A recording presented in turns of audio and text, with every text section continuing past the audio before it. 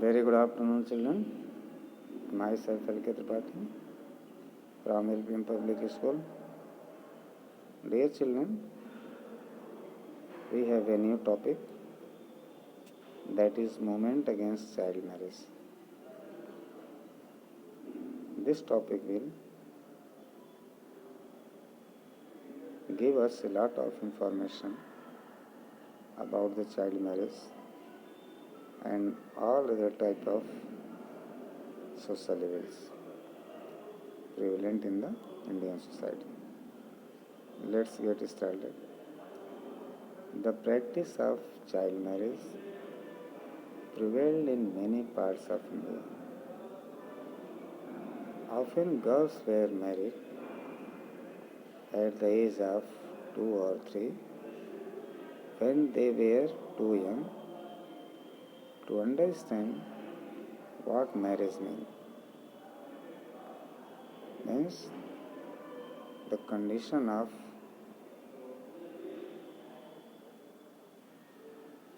female was very worse. Girls were not considered as the part of the society. At the age of 2 or 3 years, the girls had to be married.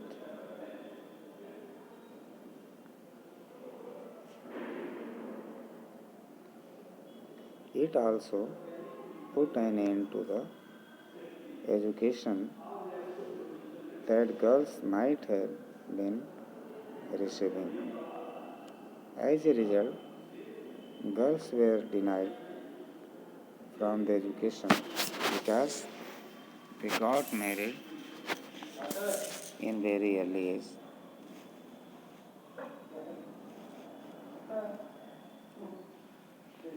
Besides, their health got affected as their bodies were not ready to bear children at such a tender age. In many cases, child marriage was also responsible for early widowhood. No doubt कि इस तरह से कम as में शादी होने की वजह से वैधव्य भी बहुत बढ़ गया था, क्योंकि जो बच्चियों की एज होती थी उससे 4 गुना उम्र के लोगों से उनकी शादी कर दी जाती थी। इसलिए विडोहुड जो था, विधवापन या वैधव्य बहुत तेज़ी से बढ़ता था। The social reformers took up the task of putting an end to this practice and encouraged state legislation on this matter. They condemned the practice of child marriage and advocated ending child marriage through legislation.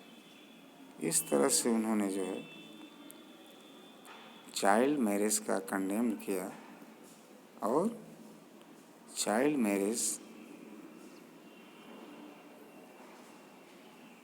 को ख़त्म करने के लिए उन्होंने legislation की बात की, मतलब कानून बनाने का उन्होंने समर्थन किया।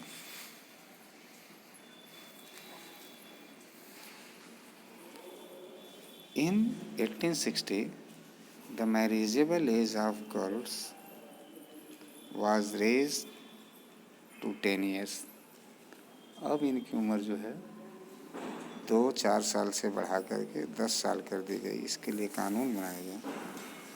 Again in 1891, the Age of Consent Act was passed, largely due to the efforts of Behramji Malbadi.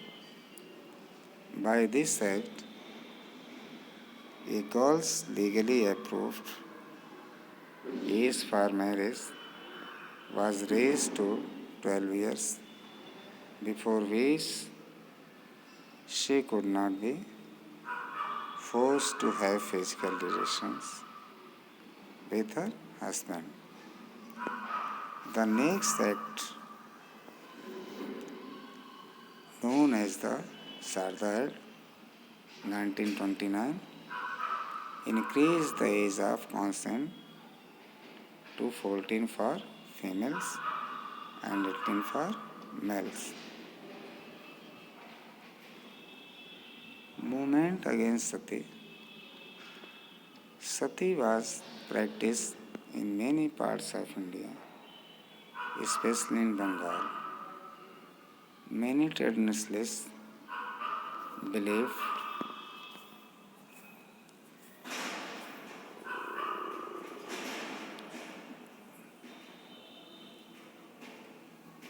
that this practice is a curse for the society, and Sati was also reversed as a goddess.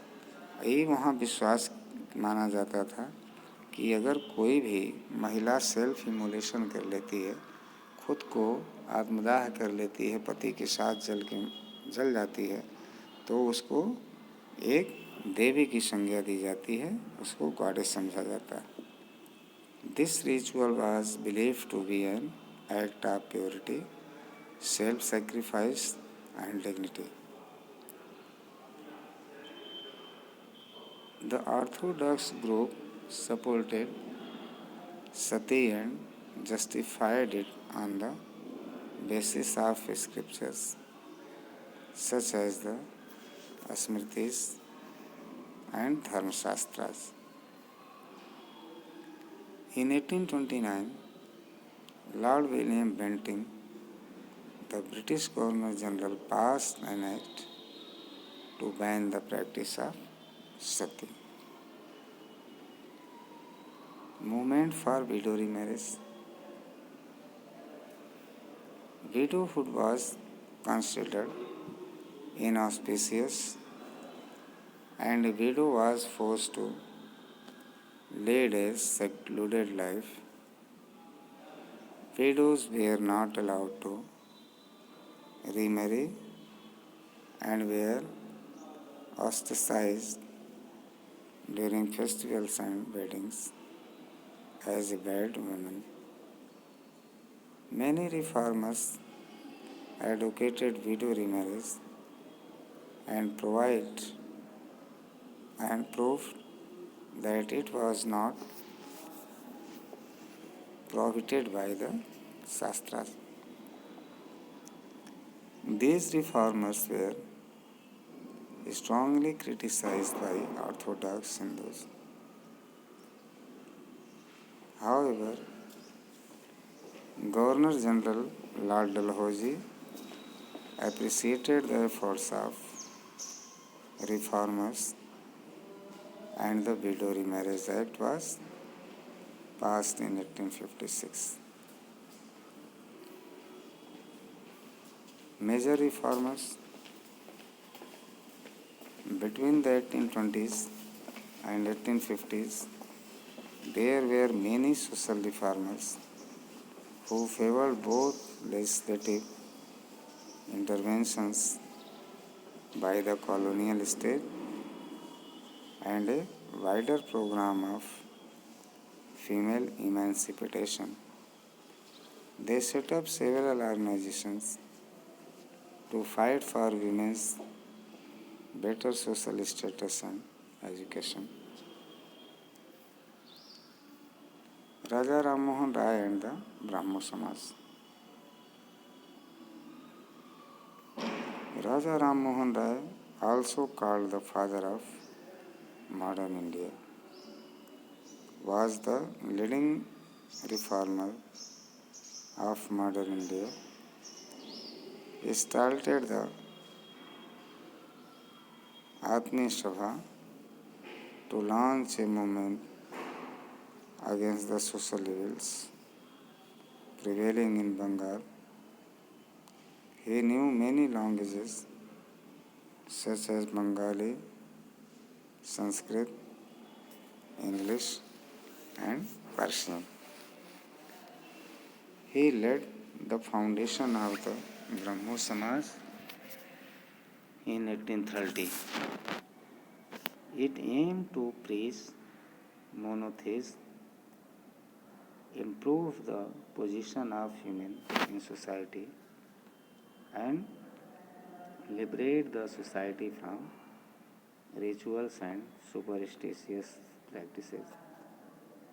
He led a campaign against the practice of sati through his journal Sambad Kaumudi and convinced people that the cruel practice of sati was not permitted by the Shastras. His tireless campaign persuaded the British Governor General William Bentinck to abolish sati. The Brahmo Samaj also promoted widow remarriage in Bengal and campaigned against child marriage. The early marriage of girls was declared illegal in 1872, largely due to the efforts of the Samaj. Ishwarchand Vidyasagar was an educationist and one of the foremost social reformers of the 19th century. He played an important role in the first Hindu widow remarriage that took place in Calcutta in 1856. Along with Drinkwater Bethuno, he opened the first girls' school in Calcutta in 1849. He also set up many more girls' schools in Bengal between 1857 and 1858. As the principal of the Sanskrit College in Calcutta, Vidyasagar encouraged non-Brahmin students to study Sanskrit.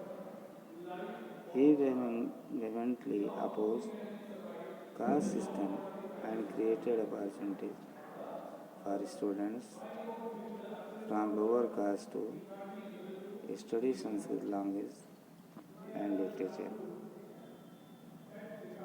Dayanand Saraswati and the Arya Samaj. Dayanand Saraswati established the Arya Samaj in 1875. Like the Brahmo Samaj, it worked towards the upliftment of women. As the founder of the Arya Samaj, he strongly opposed child marriage and favored widow remarriage. Under his leadership, the Arya Samaj ran several widow homes and established Kane Gurukul for educating women. Dayanand Saraswati also wrote a book, that is Satyarth Prakash, in order to spread the knowledge of Vedas and to educate people on the true qualities of God. Ranade, Bhandarkar and the Prarthana Samaj. Reformers from Maharashtra like M.G. Ranade and R.G. Bhandarkar founded the Prarthana Samaj in 1867. Like the Brahmo Samaj and the Arya Samaj, it condemned discrimination against women and campaigned for upliftment in their status. To extensively conduct reform movements, Ranade started the National Social Conference. Reform in the caste system. This topic we shall discuss next time in the next video. Till then, goodbye.